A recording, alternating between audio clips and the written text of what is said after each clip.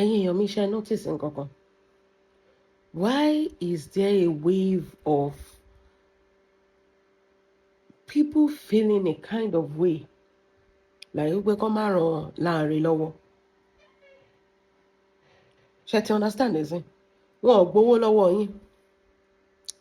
Àwọn èèyàn ló ń dáwó. Why did number one Ṣọlápé, why did she herself feel a certain way wípé ẹ kọ́ máa ràn Lanre lọ́wọ́?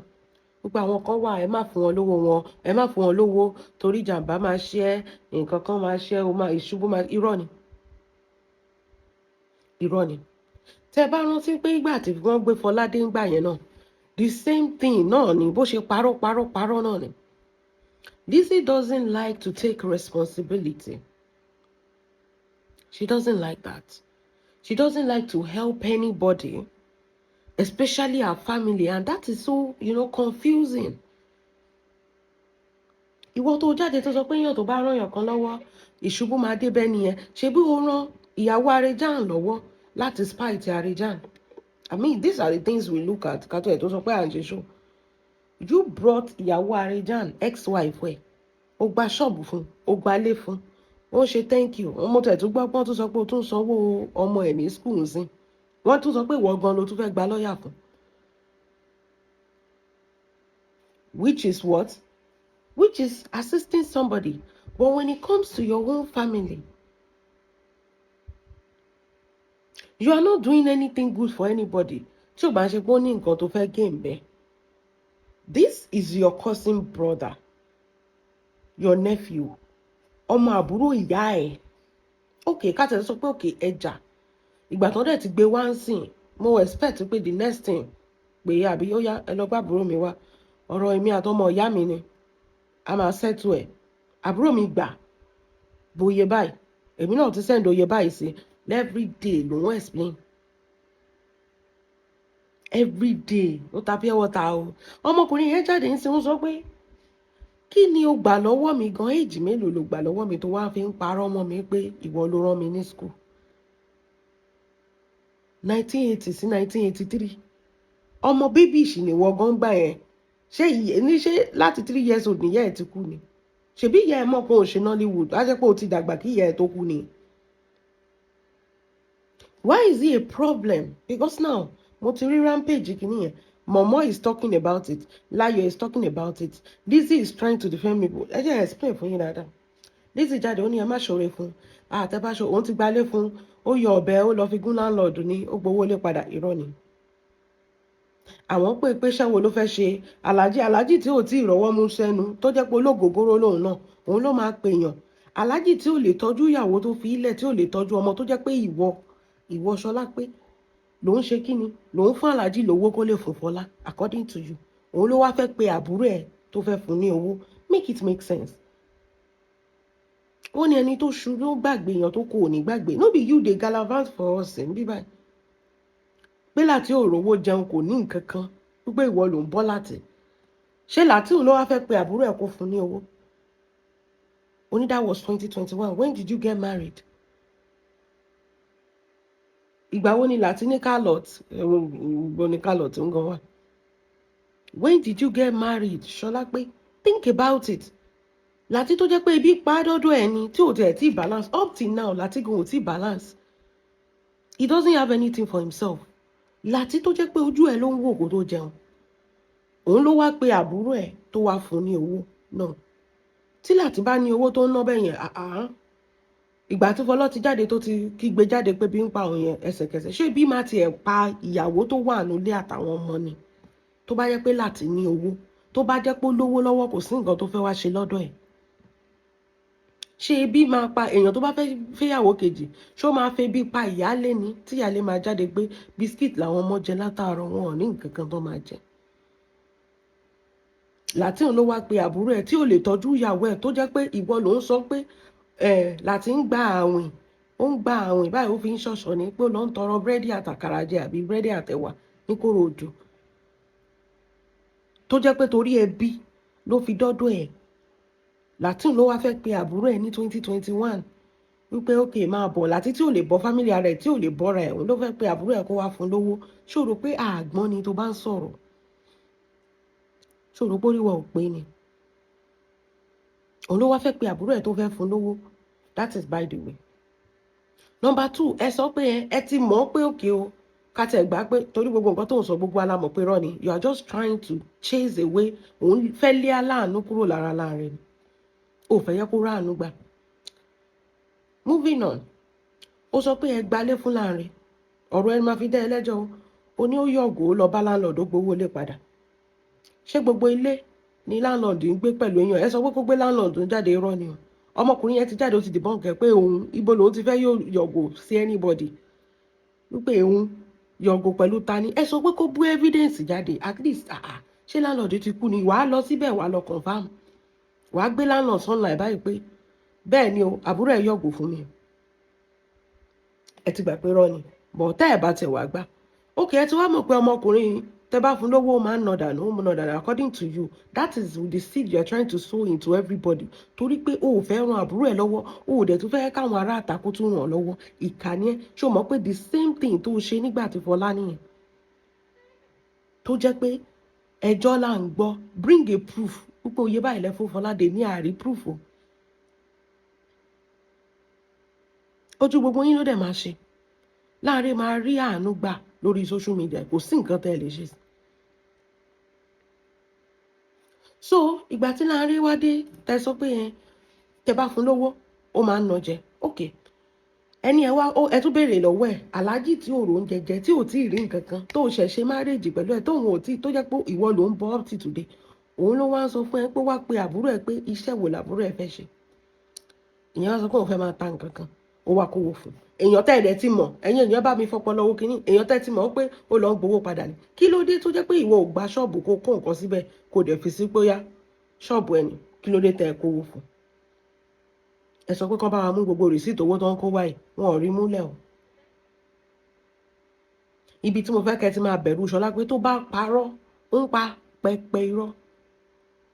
Nǹkan tó dẹ̀ ń dùn ni pé àwọn èèyàn ti ń help àbúrò. Báwo ló ṣe yẹ kó dùn ẹ̀? Kò yẹ kó dùn ẹ̀ náà. Ṣé mọ̀ pé nǹkan tó dùn gbà ti Fọlá nìyẹn? Because our plan ni pé tó bá ti lè ní issue pẹ̀lú ẹ̀ kó má dà fẹ́ ni ẹ̀kẹ́ni ẹ̀ má ní nǹkan kan. Nǹkan náà tó tún fẹ́ ṣe nígbà tí Lanre ni. O ò lè rú òní jẹ́kẹ́lẹ́ rú òru. Àwa ta fẹ́ dáwó ṣáà ń complain fún ẹ. Kí ló wà nú ẹ̀? Tó bá yẹ pé gbogbo wa ká máa dá kó tẹ̀ jẹ́ pé 1,000 naira lèèyàn ń dá bá a ṣe pọ̀ tó yẹn. Ẹ wo tí ilé Fọlá ni. Nǹkan kékeré ni bọ̀bọ́ yìí ní ìdí láti wà. Ẹ rí how many days, within 3 days ẹ wo bó ṣe change. Lọ́wọ́ Dorcas within 3 days. Ẹ wá imagine kan gba ṣọ́ọ̀bù fún kó dúró síbẹ̀. Wọ́n ti lògó ẹ̀ kò lè sọ̀rọ̀ kò lè ṣe kínní. Ṣé bó nìyẹn? Láti tó wà nínú ilé gan kò ní nǹkan kan. Láti ara nǹkan tí Láti ò fi lè walk away nìyẹn torí kò sí nǹkan kan tó fẹ́ padà sí. Ṣó fẹ́ padà sínú ilé tó kọ́ fún Fọlá ni? Àbí bo ni? Kí ni Láti ní lọ́jọ́ tèmi?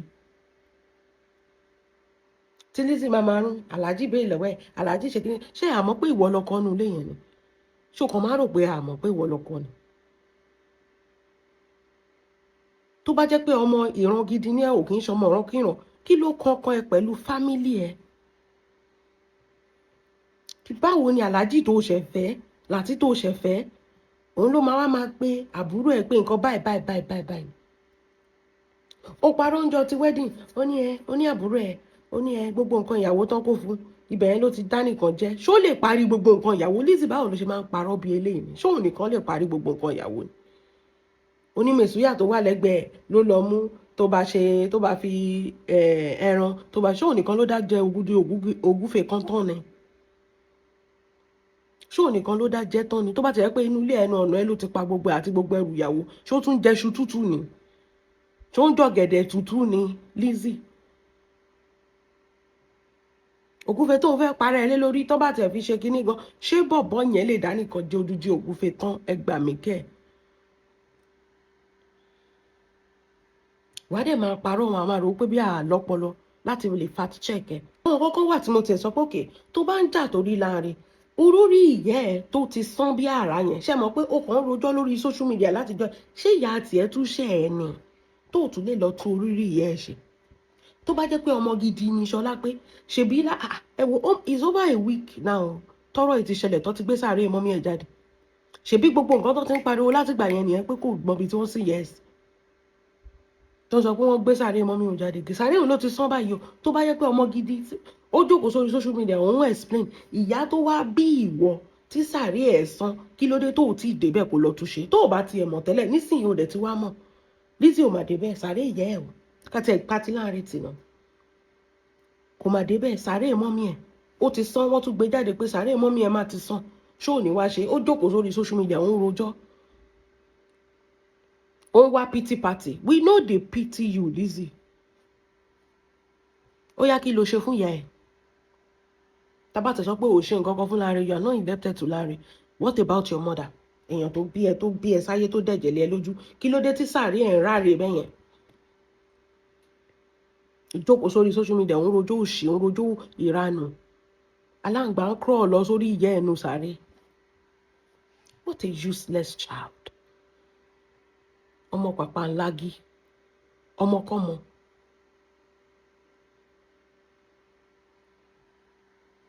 ṣẹjọ́ náà pè ẹ́ pé kó wá máa rò either you like it or not Lanre máa rí àánú gbà all he need is to get back on his feet ẹ wo within 3 days ẹ wo bó ṣe change Dorcas ibikíbi tó bá wà Ọlọ́run má máa dúró tiẹ̀ ibikíbi tó bá wà ayé ò mà ní rí díẹ̀ 3 days ẹ wo bí ó ṣe ṣì tẹ́lẹ̀ nígbà tí Àrèjà tó gbé interview ẹ̀ jáde ẹ wò gbà tọwọ́ Dorcas tẹ̀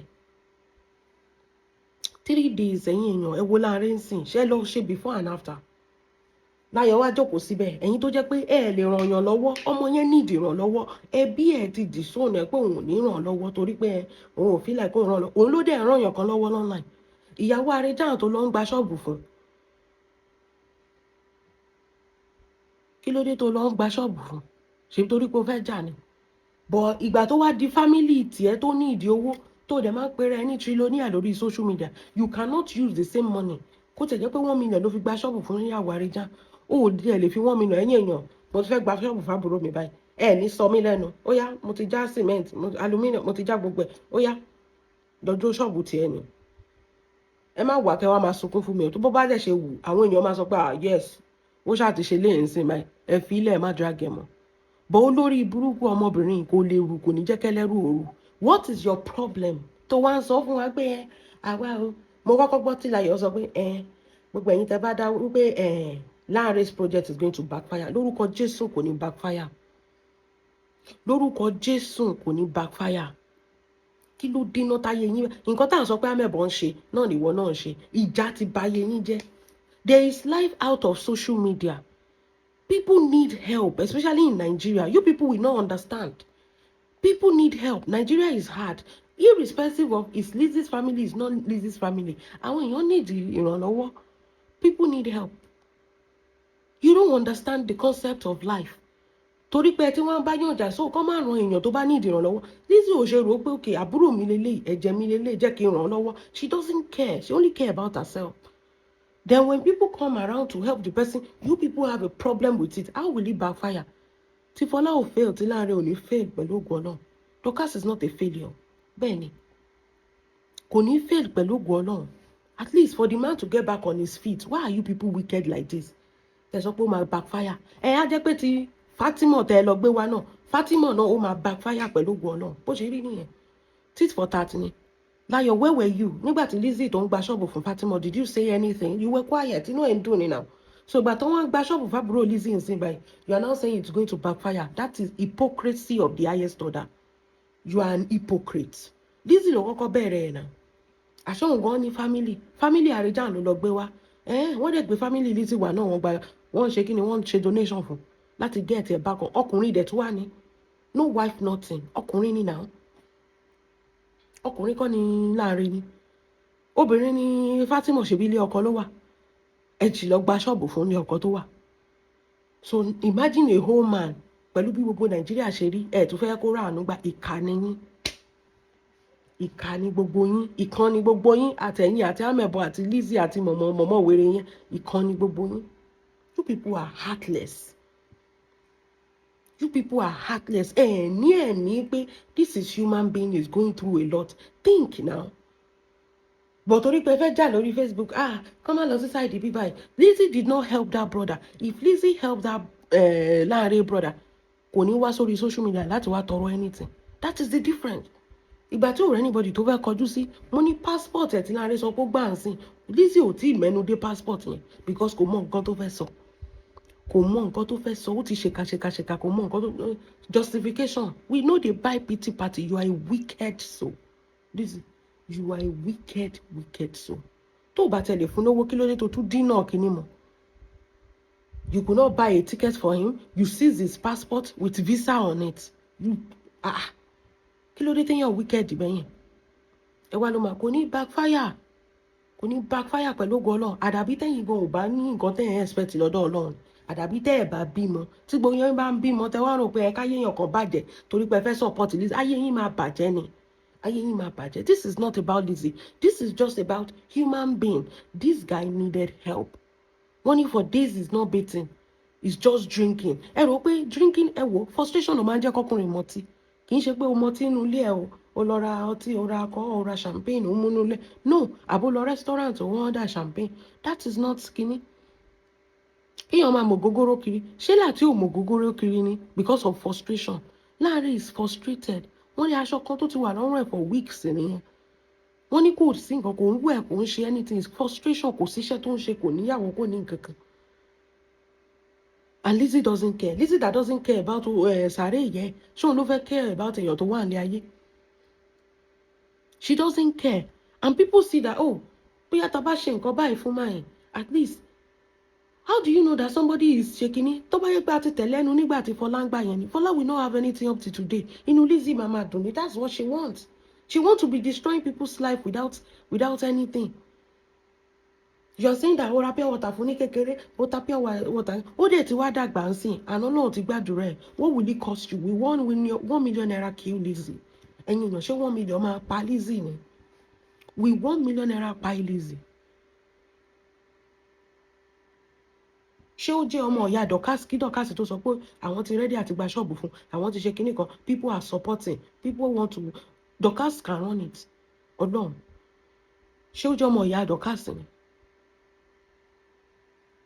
You people are wicked. Wickedness ni. Layo, that is why they call you Ikoro. Because you are not behaving, you are wicked. Kò sí nǹkan tó lè sọ.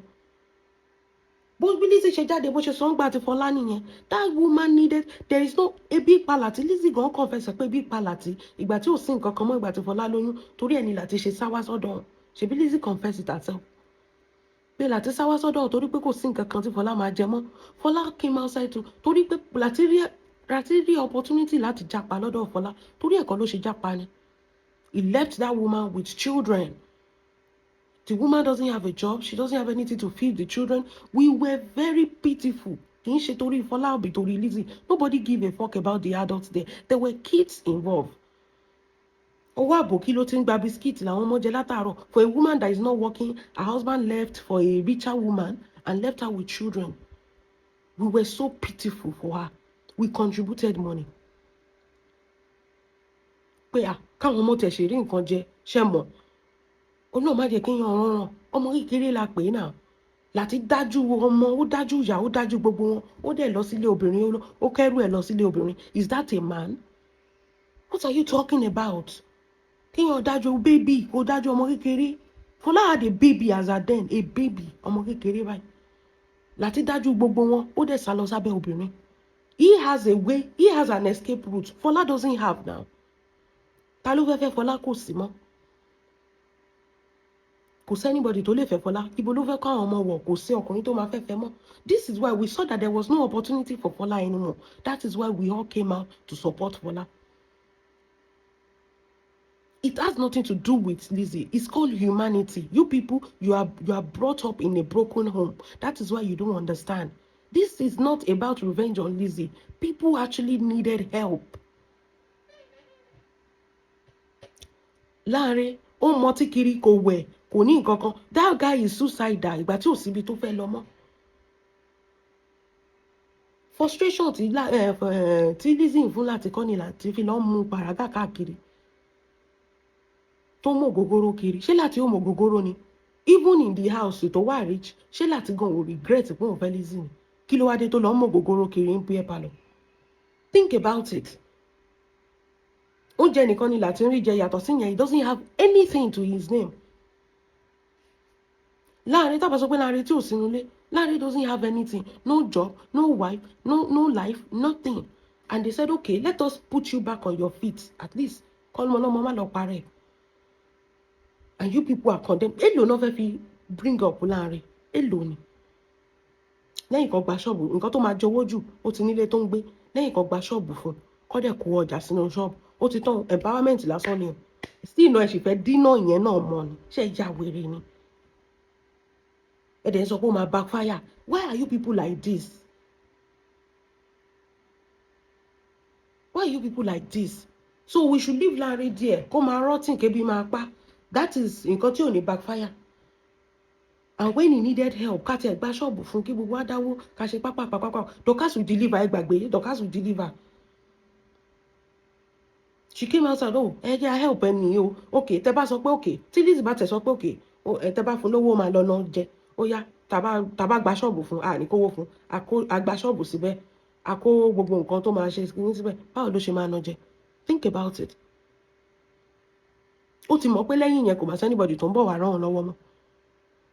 Báwo ló ṣe máa ná jẹ? And the way did that guy talk, does it look like someone èèyàn tó ti ṣe PA under Lizzy rè? Think about it. Ó ti ṣe PA under Lizzy rè. Think about it. Ṣé kò wá smart ní Lizzy máa fi ṣe PA ni? Lizzy ti rí pé bọ̀bọ̀ yìí ó máa outsmart him. Torí ẹni Lizzy tètè lè dànù tí ò fẹ́ yẹ kó já mọ́ anything. Kí ló wá dé tí Lizzy seat passport ẹ̀? Tó tún rí pé ó lè rí better opportunity outside Nigeria. Ló ṣe sí. Lizzy ló ń dènà oore mọ́ bọ̀bọ̀ yẹn lára. Nísìn Lizzy náà ló tún jáde ìgbà táwọn èèyàn tún fẹ́ ràn lọ́wọ́ pé kán má ràn lọ́wọ́ tẹ́ bá fún lówó ibi lè ṣẹlẹ̀ sí yín irọ́ ni. Kò síbi téèyàn ti ń ṣoore tíbi tí bẹ́ẹ̀ ni Ọlọ́run ní lajúlẹ̀ kí bí ṣe anybody. A ti ṣe lórí social media so many times. Aṣoore fún Fọlá kò sí nǹkan kan tó bó ṣe parọ́ ń gbà àti Fọlá náà ni. Kò sí nǹkan kan tó ṣẹlẹ̀ sí anybody. Kàkà bẹ́ẹ̀ Ọlọ́run gbé ọwọ́ wa sókè ni. Bẹ́ẹ̀ ni a donate owó fún Mohbad kò sí nǹkan tó ṣe anybody. Kí ló dé tó bá ti jẹ́ family Lizzy is always a problem. Ó máa parọ́ sódà àwọn èèyàn máa sá wọn ní ṣe project yẹn. Ìwọ ò fẹ́ ṣe, ó dẹ̀ jẹ́ káwọn tó fẹ́ ṣe, ó dẹ̀ jẹ́ kán ṣe. Ṣé wọ́n fẹ́ yọwọ́ ní àkáǹtì ẹ fún Lanre ni? Ìgbà tó sọ pé ò ní fún, jẹ́ káwọn èèyàn tó máa ṣe náà. If not for wickedness, is this not wickedness? Ìgbà tẹ̀dẹ̀ ràn Fatima lọ́wọ́, kò sí anybody tó sọ pé kẹ́ má ràn lọ́wọ́. Ṣé bẹ́ẹ̀ ràn lọ́wọ́ ẹ gba ṣọ́ọ̀bù fún ẹ gba gbogbo ẹ̀ fún tó ń dúpẹ́ lọ́wọ́ yín. Náà ìgbà tó wá kan Lanre ń sìn, ó dẹ̀ jáde ó dẹ̀ bẹ̀rẹ̀ sí ń parọ́ mọ́ ọmọkùnrin yẹn. Ẹ̀yin ìka ọba yé jẹ́ yìí. Ìka níyín. Ìka níyín. Torí pé ó jókùnrin àmóyé ọkùnrin tó wà Naija tó kàn máa rìn kiri tí ò ní nǹkan kan tó ní. At least one at a time. Most of empowerment is always towards the women. Ṣé wá sọ pé ọkùnrin gan ò ní nǹkan tó ń go through ni? They are trying. Tẹ́ bá wo suicidal rate is men. Òun ló pọ̀ jù. Ọmọkùnrin yẹn Ọlọ́run má jẹ́ kó lọ fi nǹkan sínú ọtí kó gbé jẹ dànù ìgbà tí òkùnkùn sí anything. But tẹ́ bá fún second chance nsìn, second chance to life, second chance to live. Òun náà ló máa jẹ́ kó rí ara ẹ̀ pé ibi tí mo ti ń bọ̀ mi ìfẹ́ padà síbẹ̀. Ibi tí mo ti ń bọ̀ mi ìfẹ́ padà síbẹ̀. 3 days ní Dorcas handle bọ̀bọ̀ yìí. Ẹ wo bó ṣe fresh. Wọ́n change aṣọ ó ti jẹun. Èèyàn tí ò tí jẹun, tí ò ní nǹkan kan tó máa jẹ. Ọ̀rọ̀ ẹ̀ ti clear ẹ̀ sí eléyìí tó ń sunkún tó ń wẹkún mu but now he knows there is hope. That àwọn èèyàn ń gbọ́ cry òun. He knows that somebody stand for him. Tọ́mọ ìyá tó kún ọmọ ìyá bá tẹ̀ ti já láàrin òun àti Lizzy. He knows that èèyàn lè rí yàn lọ́wọ́ láti stranger. In fact, strangers support you more than the people, than your own people. That is a fact. Strangers support you. The family I have made on this Yoruba TV, the people I have known, the support they have given me, they support you more than your own family. That is the irony of life. Kí ló dé tẹ́ wá tún fẹ́ dínà mọ́? Ẹ bẹ̀rí ẹ̀jẹ̀ kẹ́ sọ pé òkè a fẹ́ fún ní nǹkan báyìí. Ṣebí bá ṣe ti Fọlá nìyẹn. Fọlá lọ́jọ́ tèmi, ọkàn ẹ̀ má balẹ̀ ni. But tá bá ti lè gbọ́ sí Lizzy lẹ́nu ńgbà yẹn tá a fi Fọlá lẹ̀ pé wọ́n sọ pé wọ́n fún ọmọdé yìí lówó kò lè sọ 5 naira di 1 naira. Ọmọ kan ló ti wà òkè lọ́jọ́ tèmi. We did that on this social media space. mo dẹ̀ mọ̀ pé pẹ̀lú ògo Ọlọ́run tí Lanre náà is going to end up in a good story. A tún máa fi ṣàpèjúwe náà ni. Bọ̀ yín máa jókòó síbẹ̀ ní rányàn kankan lọ́wọ́, gbogbo yín make owó lórí social media kínní ẹ̀dẹ̀ fẹ́ káwọn èèyàn kan fi owó yẹn kan fi rànyàn lọ́wọ́. Èló léèyàn $10 $20 tá bá donate fún Dorcas, before you know owó yẹn ti pé, wọ́n ti gba ṣọ́ọ̀bù fún, wọ́n ti ṣe gbogbo ẹ̀ fún, bọ̀bọ́ yẹn ti wà okay, moving on to the next person. Bọ̀ gbogbo yín lẹ́ ń kówó tẹ́ ń pọ́kẹ̀tẹ̀ tẹ́ ń kówó tẹ́ ń pọ́kẹ̀tẹ̀. Ẹ máa pera yín zillionaire trillionaire, tá lẹ́ ràn lọ́wọ́. Ṣé $10 máa sọ̀yàn di aláìní ni? Tó bá jẹ́ pé yàn di aláìní láyé ìgbà yẹn Nàìjíríà bá ṣe ṣoore tó, bá ṣe ń fáwọn tó wà lójú títì àwọn bá ń bí àlà lówó tó, kò yẹ ká ní nǹkan kan lọ́jọ́ tèmi. Bọ̀ èèyàn mọ bí tàdúrà tiẹ̀ ti ń gbà. Èmi ò jẹ́ kí n ṣoore torí ìtara mi because mo ti gbé tèmi dáyà, but èmi ń ṣe torí àwọn ọmọ mi ni. Bẹ́ẹ̀ ni, torí èèyàn mọ bí táwọn ọmọ ẹ máa dé lọ́la. Ó mọ nǹkan, ó mọ bí tàdúrà ẹ ti máa gbà. Torí àwọn ọmọ mi lèmi ṣe ń ṣoore. Èèyàn kan ló bí Lanre náà. Rò bẹ́ẹ̀ pé èèyàn kan ló bí. Lizzy dẹ̀ dájú, ó ti ní gbogbo nǹkan. Ó máa fi 15 million wọṣọ. Okay, aṣọ yìí 15 million ní Judith lélẹ̀ $700. $700 can get Lanre a shop. Pọ́ọ̀sì Lizzy lásán can get Lanre a shop. Kó dẹ̀ kó gbogbo nǹkan sí, but she refused to do that. What does that tell you about that kind of person? Ẹ wá jókòó síbẹ̀ yẹn sọ fún wa pé ó máa backfire lórí Lanre. If it was you, everybody needed help at one point in time in their life. This is a wicked person. Ẹ̀yin lẹ́kàn kí ló fẹ́ sọ ń sìn? Yọ̀rọ̀ wà lẹ́nu ẹ̀, kò sọ̀rọ̀ lẹ́nu ẹ̀, ṣe bó kàn rant ni. You go dey explain tire. Ó kàn rant ni, kò sọ̀rọ̀ lẹ́nu ẹ̀, kò sẹ́jọ́ lẹ́nu ẹ̀ náà. You're just ranting. You don't want to help your brother. Ọlọ́run má jẹ́. Àwọn àbúrò mi gan ò tí ì rí bẹ́yẹn gan, mo mọ nǹkan tó ń bọ́ látara mi sọ́dọ̀ wọn. Àbúrò ẹ̀ wà róúnjẹ jẹ tó yẹ kó gbé mọ́tò ibikíbi tó bá wà, wàá dé bẹ́ẹ̀ ni pé ó yá máa bọ̀ kó tẹ̀ wá nulẹ̀ tó bá yẹ kó oúnjẹ ni. Àdèmá máa figure eléyìí tó kù house, kì í ṣe to the point that your brother is now homeless, he doesn't have anything to eat, he's now suicidal, he wá mọtí kiri, kò wá lè wẹ̀ mọ́. Ó wá dé wá rojọ́, ṣẹ́jọ́ ló kàn ni. Sọ̀rọ̀ kó lọ síbi táàbúrò ẹ̀ wá kó lọ pick ẹ̀. Àbúrò mi lélẹ́yìí, àwọn méjì péré la kù. To the point that your brother don't have food to eat and you are explaining on social media. Sọ̀rọ̀ lẹ́nu ẹ̀ man. You're a very wicked person. O lè dájú anybody. Ẹ̀jẹ̀ nìyẹn. If you can do that to your own mother, tí sàré ìyá ẹ̀ rí bẹ́yẹn, tí àbúrò ẹ̀ tó di èèyàn tí ò lè jẹun oúnjẹ ẹyọ kan lójúmọ́, tó dẹ̀ kí ẹ̀. Jọ who is Lati? Who is àwọn àríkẹ́yìn? These are things you have to consider. Ta làwọn yẹn? Wàá dájú wọn náà ni, wàá tún wá kó story kalẹ̀ nígbà ọmọbìnrin ìkà náà ṣe fún ẹ, gbogbo èèyàn ló kúkú ń ṣèkà fún ẹ. Gbogbo èèyàn ó ní Lanre wà pẹ̀lú Ìyábọ̀ Òjó, gbogbo èèyàn ló wà pẹ̀lú Ìyábọ̀ Òjó, orí ẹ̀ ti gbálẹ̀ ọmọ òfò.